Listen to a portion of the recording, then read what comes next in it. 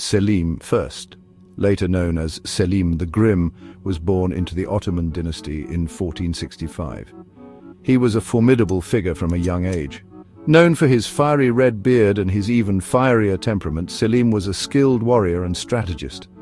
He spent his early years in Trabzon, a city on the Black Sea coast. As governor of Trabzon, Selim gained valuable experience in administration and military leadership. This period shaped his understanding of power and the importance of decisive action. Life in Trabzon was far removed from the opulent court in Constantinople. However, it was in this distant outpost that Selim honed the skills that would later make him Sultan. He learned to command the loyalty of his troops. He also learned to navigate the complex world of Ottoman politics. These lessons would prove invaluable when he eventually challenged his own family for the throne. Selim's father, Bayezid II, was a man of peace. He preferred diplomacy to warfare. Bayezid's peaceful reign was a stark contrast to Selim's ambitions. Selim believed the Ottomans should constantly expand their territory. This difference in opinion caused tension between father and son. The tension grew even stronger when Bayezid showed clear favoritism towards his other son, Ahmed. Ahmed was the complete opposite of Selim. He was a patron of the arts and a lover of poetry. Bayezid saw in Ahmed a kindred spirit. He appointed Ahmed governor of a province close to Constantinople. This appointment was a clear sign that Bayezid favored Ahmed for the succession.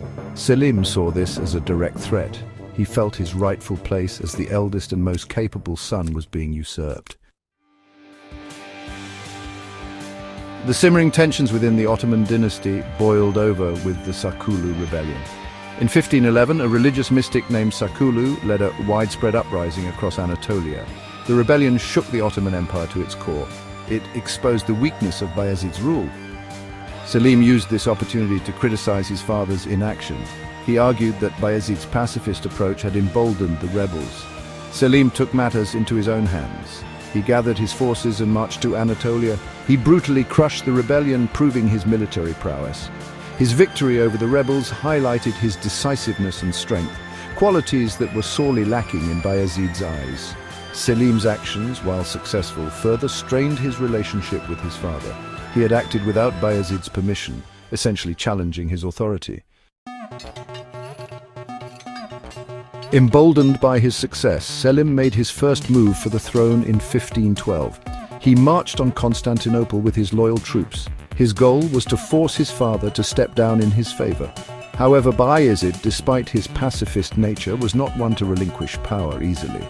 He rallied his own forces and defeated Selim. Selim was forced to flee for his life. He sought refuge in Crimea, across the Black Sea. This defeat was a setback, but not the end for Selim. He used his time in exile to gather support and plan his next move. He knew his claim to the throne was strong, and he would not be denied.